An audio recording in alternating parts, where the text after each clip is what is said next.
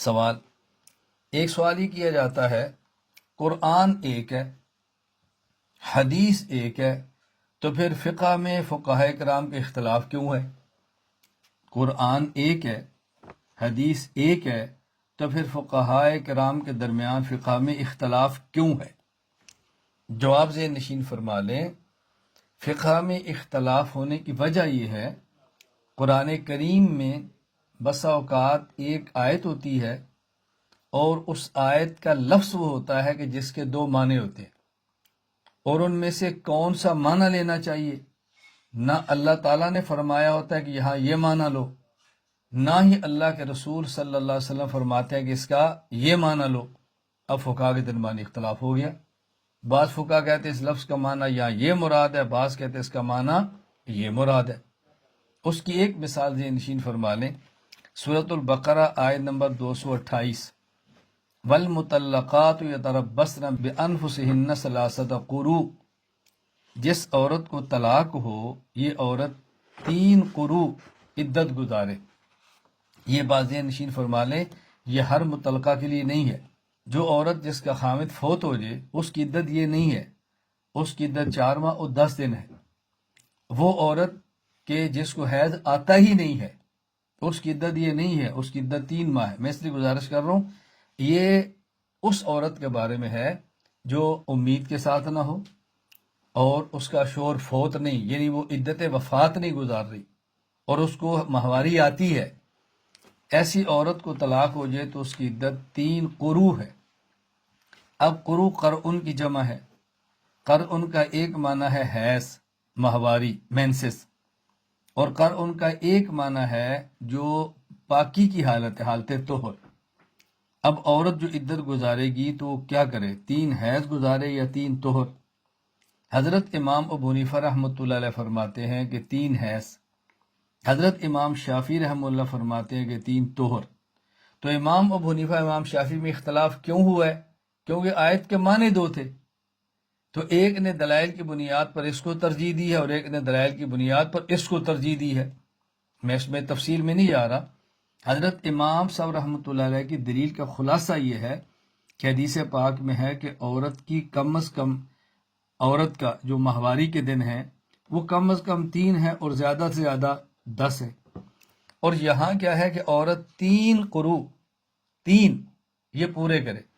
اب اگر عورت کو طلاق دی جائے تو اس کا شرعی اور جائز اور مناسب طریقہ یہ ہے کہ عورت کو ایسی پاکی کے دنوں میں طلاق دی جائے کہ جس میں خامد اور بیوی آپس میں نہ ملے ہوں، یعنی ہم بستر نہ ہوئے ہوں۔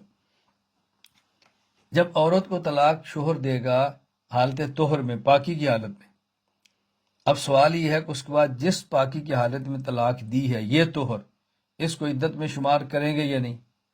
اگر آپ اس کو عدت میں شمار نہیں کرتے، اس کو عدت میں شمار نہیں کرتے تو اگلے طہر سے عدت شمار کرتے ہیں تو پھر اس کی عدت زیادہ ہو جائے گی، کچھ یہ ایک حیض اور اس کے بعد طہر، کیونکہ اگلے 3 طہر ہو گئے نا، تو یہ درمیان کا زمانہ کہاں جائے گا؟ کچھ دن طہر کے، کچھ دن حیض کے۔ اور اگر آپ اس کو شمار کر لیتے ہیں تو طہر مکمل نہیں ہے، کچھ گزر گیا، کچھ باقی ہے۔ لیکن اگر عورت کو خامد جو ایک جائز طریقہ ہے، مناسب طریقہ ہے، اگر طلاق دینی پڑ جائے، ایسے طہر میں طلاق دے کہ خامد اور بیوی آپس میں ملے نہیں ہیں، اور اس کے بعد ایک حاض طلاق، دوسرا، تیسرا، دیکھیں کچھ بھی اضافہ نہیں ہوا، نہ کمی ہے نہ اضافہ ہے۔ خیر میں دلائل پہ بات نہیں کر رہا، میں صرف خلاصہ عرض کر رہا ہوں۔ اسی طرح احادیث مبارکہ میں بہت ساری احادیث ایسی ہیں کہ رسول اکرم صلی اللہ علیہ وسلم نے حدیث پاک کو بیان فرمایا، اور اس حدیث کا مطلب کیا ہے، اس میں یہ حکم کیوں ہے، اس کی وجہ آپ نے نہیں بیان فرمائی تو فقہا میں اختلاف ہو گیا۔ مثلا رسول اکرم صلی اللہ علیہ وسلم فرمایا البیعان بالخیار ما لم یتفرقا، ایک آدمی چیز کو خریدتا ہے اور ایک آدمی چیز کو بیچتا ہے، یہ بائع اور مشتری، خریدار اور بیچنے والا، ان کو اختیار ہے بیع مکمل ہونے کے بعد جب تک ما لم یتفرقا، ان میں جدائی نہ ہو۔ اب جدائی کا کیا معنی ہے؟ ایک معنی ہے تفرق بالابدان، یعنی ایک نے قلم خریدا، ایک نے بیچا اور وہ دکان سے چلا گیا، یہ ایک جدائی ہے۔ اور ایک جدائی کیا ہے، ایک نے قلم خریدا، ایک نے قلم بیچا اور بات پکی ہو گئی، ٹھیک ہے جی، ہو گئی بات پوری، اس کے بعد ساتھ دوسری دکان پہ یا اسی دکان پہ اور چیز خریدنی شروع کر دی، اسے کہتے ہیں تفرق بالاقوال۔ اب چونکہ رسول اللہ صلی اللہ علیہ وسلم نے تعیین نہیں فرمائی کہ یہاں جدائی سے مراد بات سے جدا ہونا ہے کہ بات مکمل ہوگی کہ دوسری کام شروع کر دیں، یا اس سے مراد جدائی ابدان کی ہے، مجلس کی ہے، اب اختلاف ہو گیا۔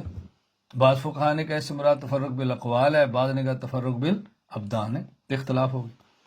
اچھا، اسی طرح رسول اکرم صلی اللہ علیہ وسلم کی کوئی حدیث پاک ہے اور یا قرآن کریم کی آیت ہے، ایک ہے لفظ کے معنی دو ہیں، ایک یہ ہے کہ حدیثیں دو ہیں۔ اب یہ حدیث پہلے دور کی کون کی ہے، بعد کے دور کی کون سی ہے، یا تو اللہ کے نبی خود وضاحت فرمائے نا۔ اب مثلا رسول اکرم صلی اللہ علیہ وسلم نے نماز میں رکوع جاتے اٹھتے رفع الیدین فرمایا بھی ہے اور چھوڑا بھی ہے، یا تو آپ فرما دیتے نا میں پہلے کرتا تھا اب میں نے چھوڑ دیا ہے تم نے نہیں کرنا، یا فرماتے میں پہلے نہیں کرتا تھا اب کرتا ہوں تم نے کرنا ہے، آپ نے کیا بھی اور نہیں بھی کیا۔ اب فقہا میں اختلاف ہے کہ آپ کا آخری عمل کون سا ہے، متروک کون سا ہے۔ تو حضرت امام صاحب فرماتا ہے کہ آخری عمل نہ کرنا ہے، نہیں کرنا۔ امام شافعی رحمہ اللہ فرماتے آخری عمل کرنا ہے، لہذا کرنا ہے۔ تو اختلاف کی وجہ بسا اوقات آیت یا حدیث کے ایک لفظ کے معنی دو ہوتے ہیں اور ایک معنی کا تعین خود اللہ تعالیٰ یا رسول اللہ صلی اللہ علیہ وسلم نہیں فرماتے، تو فقہا میں اختلاف ہو جاتا ہے۔ اور یا بسا اوقات ایک مسئلے پر حدیثیں کئی ہوتی ہیں تو یہ تعین کرنی مشکل ہوتی ہے کہ پہلے کے دور کی کون سی ہے اور بعد کے دور کی کون سی ہے، تو اس میں اختلاف ہو جاتا ہے۔ اچھا، یہ جو اختلاف ہے فقہا کا، یہ صرف حضرت امام ابو حنیفہ، امام مالک، امام شافعی، امام احمد میں اختلاف نہیں ہے، یہ اختلاف خود صحابہ کرام رضی اللہ تعالیٰ عنہ مجمعین کے درمیان بھی تھا، صحابہ میں بھی اختلاف ہوتا تھا، اور صحابہ کرام کے اختلاف میں کبھی کسی نے اشکال نہیں کیا تھا کہ جب قرآن ایک ہے حدیث ایک ہے تو اختلاف کیوں ہے؟ کیوں؟ اختلاف آیت یا حدیث میں نہیں ہوتا، اختلاف ہوتا ہے آیت یا حدیث کا معنی سمجھنے میں۔ مسئلہ صرف اتنا ہے، مثالیں تو بہت ساری اس کی حدیث میں موجود ہیں، میں ایک مثال پیش کر دیتا ہوں۔ صحیح بخاری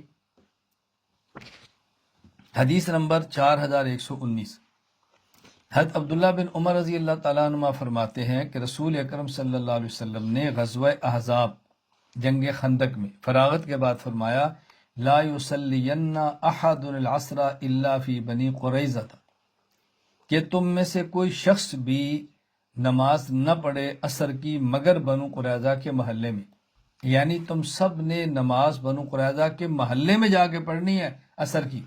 صحابہ چل پڑے، اب راستے میں وقت تھوڑا رہ گیا، اگر بنو قریظہ کے محلے میں جاتے ہیں تو عصر کی نماز قضا ہو جائے گی، اور اگر راستے میں پڑھتے ہیں تو رسول اکرم صلی اللہ علیہ وسلم کے فرمان پر عمل نہیں ہوگا۔ تو صحابہ میں اختلاف ہو گیا، بعض صحابہ نے کہا کہ رسول اکرم صلی اللہ علیہ وسلم کے فرمانے کا مقصد یہ تھا کہ تم نے بنو قریظہ کے محلے میں ہی عصر پڑھنی ہے، ہم قضا ہو جائے تب بھی وہیں پڑھیں گے، کیوں؟ ہو سکتا ہے آج حکم یہ ہو اور ہمیں نہ پتہ ہو۔ بعض نے کہا نہیں، نماز تو پڑھنی ہے وقت پہ، اب اگر ہم وہاں جا کر پڑھیں گے تو قضا ہو جائے گی۔ رسول اللہ صلی اللہ علیہ وسلم کا مقصد یہ تھا کہ تم اتنا جلدی چلو کہ عصر تک وہاں پہنچ جاؤ، ہمیں دیر ہوگی ہے نماز تو قضا نہ کریں۔ جب صحابہ میں دو رائے ہوگی تو بعضوں نے پڑھ لی اور بعضوں نے مؤخر کر دی۔ جب بھی رسول اللہ صلی اللہ علیہ وسلم کی خدمت میں اس واقعے کو پیش کیا گیا، کہتے ہیں فذکر ذلک للنبی صلی اللہ علیہ وسلم فلم یعنف واحدا منہم، رسول اکرم صلی اللہ علیہ وسلم نے ان میں سے کسی ایک کو بھی یہ نہیں کہا کہ تو نے غلط کیا ہے، آپ نے دونوں کو درست فرمایا۔ تو جس طرح فقہاء کرام کے درمیان اختلاف ہوتا ہے، یہ اختلاف تو صحابہ کرام کے درمیان بھی ہوتا تھا، یہ اختلاف صحابہ کرام کے درمیان بھی ہوتا تھا، یہ کوئی ایسی انوکھی بات نہیں۔ اس لیے جب آیت کے لفظ میں دو معنوں کا احتمال ہوگا، حدیث کے لفظ میں دو معنوں کا اختلاف ہوگا، تو ظاہری بات ہے ان میں سے ایک معنی متعین اللہ یا اللہ کے رسول صلی اللہ علیہ وسلم نے نہیں فرمایا ہوگا، تو صحابہ کرام کے درمیان اختلاف بھی ہوگا، یہ فطری سی بات ہے۔